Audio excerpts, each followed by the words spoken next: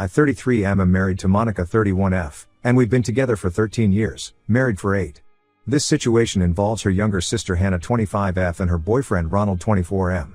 Some background about the family. Monica has 2 older brothers, Jack and Wilson 34M and 36M, who live in different states and aren't really involved in day-to-day family matters. Their parents are well-off business owners who've always supported their kids financially when needed. I've known Hannah since she was 12 to 13, basically watching her grow up from a shy, awkward teenager into a successful young woman. She used to be extremely reclusive during her early teens, barely leaving her room during family gatherings and struggling with social anxiety. Her parents were actually worried about her future because she had trouble making friends or even talking to people outside the family. Everything changed when she started college 5 years ago and met Ronald. At first, he seemed like exactly what Hannah needed. He was outgoing, social, and really helped bring her out of her shell.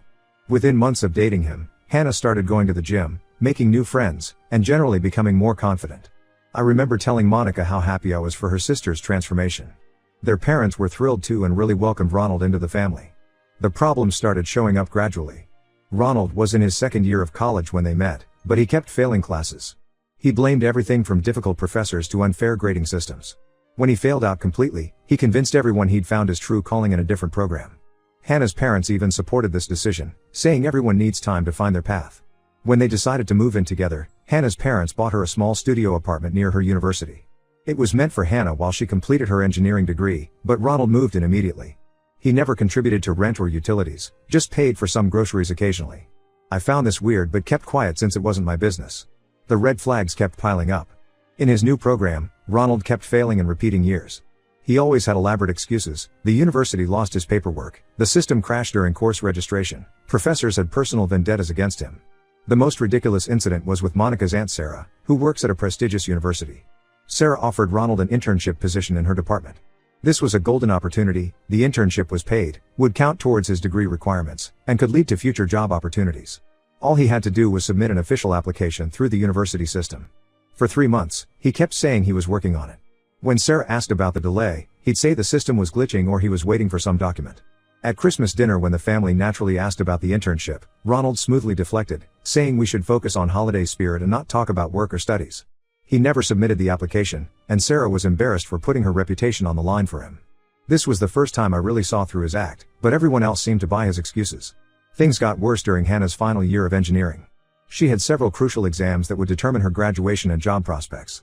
The night before her most important exam, Ronald got drunk and started banging on their studio apartment door at 3 a.m., yelling about how she spent too much time studying and didn't pay enough attention to him. Hannah barely got any sleep that night but still managed to pass her exam. This wasn't an isolated incident. Just 2 months before that, he broke up with her the evening before another major test, saying she had changed and wasn't fun anymore. Hannah was devastated and couldn't focus on studying. The next day, after her exam, he showed up with flowers saying he had overreacted and couldn't live without her. She forgave him, like she always does. Now Hannah has graduated and landed a great engineering job at a reputable firm. Meanwhile, Ronald finally found work as a mini truck operator in a warehouse after 6 failed job interviews in other fields. The job was simple, following a computerized list to move items from point A to B in the warehouse. But after 4 months, he started complaining about workplace harassment from his team lead. According to Ronald, his supervisor was sabotaging his work by changing his task list and setting him up for failure. This made no sense because the entire system was automated. The workers barely interacted with supervisors except during brief morning meetings. But Ronald's complaints and attitude got so bad that he became miserable to live with. He convinced Hannah he should quit and find something better suited to his talents. That was 6 months ago. Since then, Ronald hasn't worked a single day. He spends all his time playing online games while Hannah handles all expenses and most household chores. His excuses for not finding work get more absurd each week. Recently he claimed he was rejected from a company because the team was all female and they told him directly they didn't want male employees. Anyone with basic knowledge of employment laws knows no HR department would ever say this. The most concerning part is how he hides his unemployment from Hannah's family. When her father visited last month, we accidentally mentioned Ronald being home midday. He was surprised, so I assumed Ronald had told him about quitting. Turns out Ronald had been telling the family he works from home doing consulting work. Hannah looked uncomfortable but didn't contradict him.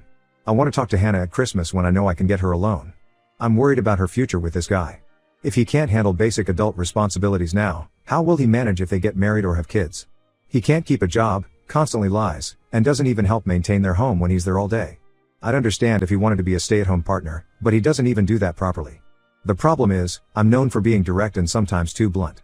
Monica has specifically asked me not to interfere because she doesn't want to damage her relationship with her sister.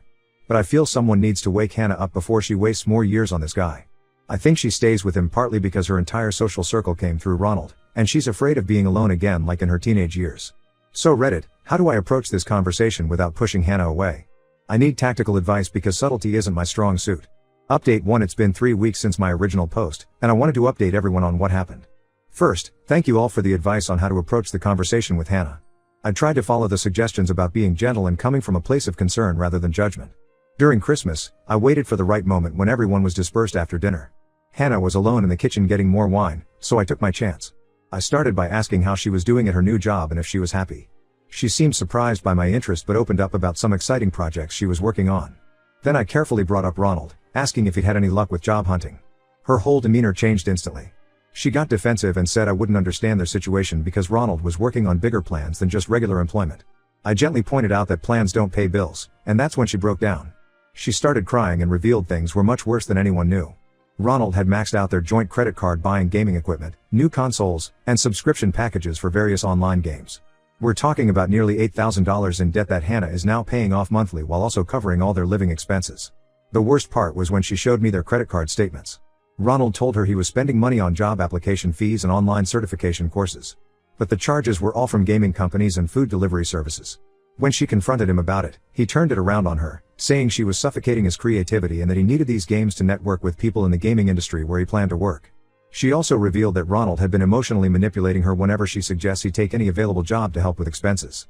He accuses her of not believing in his potential and threatens to leave, knowing she's terrified of being alone. He reminds her of how she was before meeting him, socially anxious and lonely. Their entire friend group consists of his gaming buddies and their girlfriends, so she's afraid of losing her social circle too. I suggested she talk to her parents about the situation, especially since they're still helping with some of her expenses thinking she's doing well. But she refused, saying she was embarrassed. Apparently, Ronald has been telling her family he's developing a revolutionary gaming app and just needs time to perfect it before seeking investors. He's even showed them some sketches and mock-ups he downloaded from the internet, passing them off as his work. The conversation seemed productive at first. Hannah admitted she'd been having doubts but needed someone to validate her concerns. She even mentioned looking for her own apartment secretly. I felt good about finally addressing the situation. But everything went sideways the next day. Ronald somehow found out about our conversation, probably saw messages on Hannah's phone or she told him herself. He called Monica in a rage, accusing me of trying to destroy his relationship. The things he said were disgusting. He implied I had inappropriate feelings for Hannah and was jealous of their relationship. He told Monica I had been messaging Hannah secretly, completely false, and had tried to make a move on her during our kitchen conversation, absolutely ridiculous. Monica was initially shocked by his claims but thankfully didn't believe him. She's known me for 13 years and knows I see Hannah as nothing more than a little sister. But Ronald didn't stop there. He started calling other family members, telling his twisted version of events. He painted himself as a hard-working entrepreneur being sabotaged by his jealous brother-in-law. Some relatives actually believed him. Monica's brothers Jack and Wilson, who barely stay in touch normally, suddenly started sending me angry messages about minding my own business. Even Monica's parents called, asking why I was causing problems in the family. They said Ronald had shown them his app development progress, those fake mock-ups again, and they believed he was on the verge of success. They suggested I was just jealous because I work a regular job while Ronald was pursuing his dreams. The only positive outcome was that Monica finally saw Ronald's true manipulative nature. When he called her ranting about me, he let slip some things that didn't add up. He mentioned working late nights on his app, but Monica knew from Hannah that he actually stays up playing games. He talked about investor meetings that Monica knew never happened because Hannah had mentioned he hadn't left the house in days. Monica tried talking to Hannah after this, but Ronald had already poisoned that well. He convinced Hannah that our entire family was trying to separate them because we were jealous of their special bond. He told her we didn't want her to be successful and independent like him. Now the whole family is divided. Most people either believe Ronald's lies or want to stay neutral to avoid drama. Hannah isn't speaking to me or Monica. Jack and Wilson have taken Ronald's side completely. Monica's parents are upset with me for stirring up trouble. The only person firmly on my side is Monica, who finally sees what a manipulative person Ronald is. I feel horrible that my attempt to help has somehow made things worse for Hannah. Now she's even more isolated and dependent on Ronald. But at least the truth about his character is starting to come out. I just hope Hannah realizes it before he drains her financially and emotionally. Several people messaged asking if I regret getting involved. Honestly, no.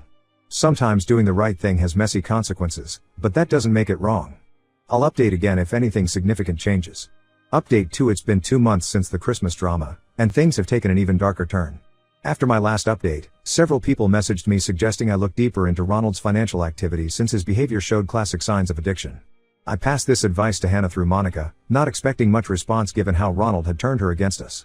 But last week, Hannah called Monica crying. She had discovered Ronald wasn't just gambling with their joint credit card, he had been stealing money directly from her personal account. She only found out when her card was declined at a work lunch. When she checked her account, she found dozens of small transfers to various online gambling sites, cleverly disguised as subscription services.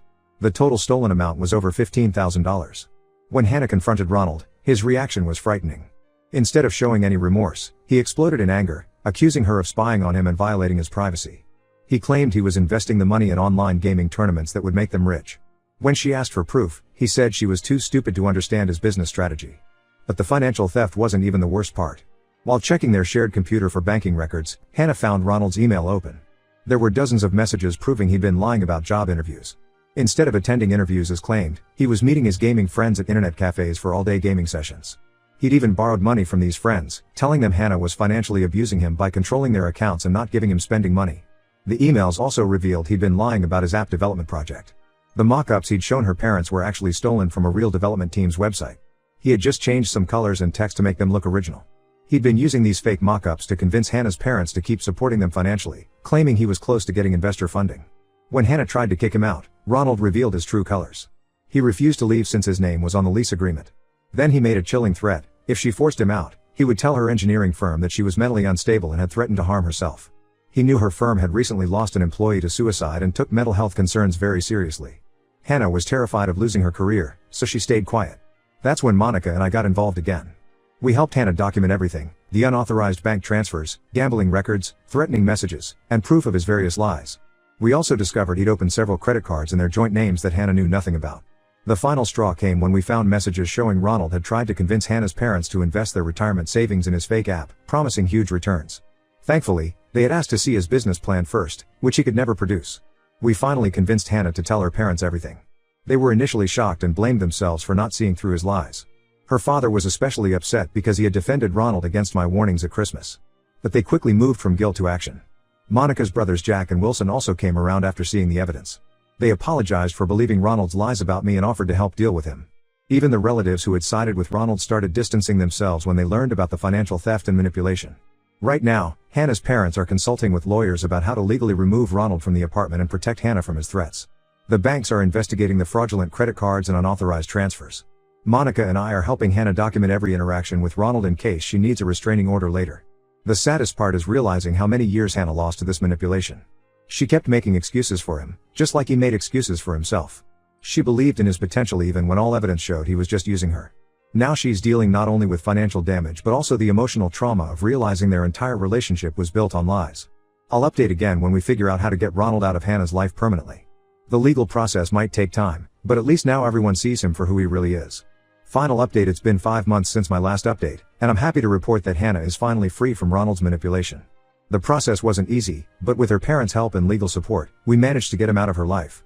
After consulting with lawyers, Hannah's parents helped her execute a careful plan. They hired a reputable law firm that specialized in tenant disputes and domestic issues. The lawyers found that despite being on the lease, Ronald had violated several terms by engaging in illegal gambling activities from the apartment. This gave us leverage.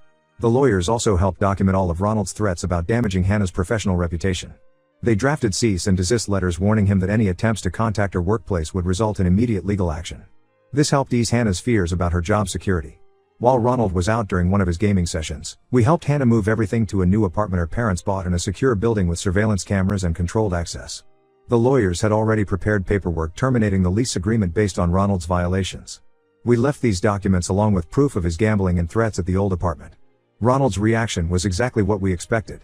When he returned to an empty apartment, he completely lost it. He tried creating drama on social media, posting long rants about how Hannah had abandoned him after he supported her through college and helped her overcome her social anxiety. He even claimed he had sacrificed his career to help build her confidence. But we were prepared. We had documented proof of his gambling, the stolen money, fake job interviews, and his attempts to scam Hannah's parents with the fake app project. Most of their mutual friends initially sided with Ronald out of habit, but their support quickly faded when he kept asking them for money and places to stay. Several friends contacted Hannah to apologize after Ronald tried scamming them too. The only ongoing issue is that Ronald keeps trying to contact Hannah through fake social media accounts and mutual friends. Sometimes he plays the victim, claiming he's changed and misses her. Other times he makes threats about exposing her past anxiety issues to her workplace.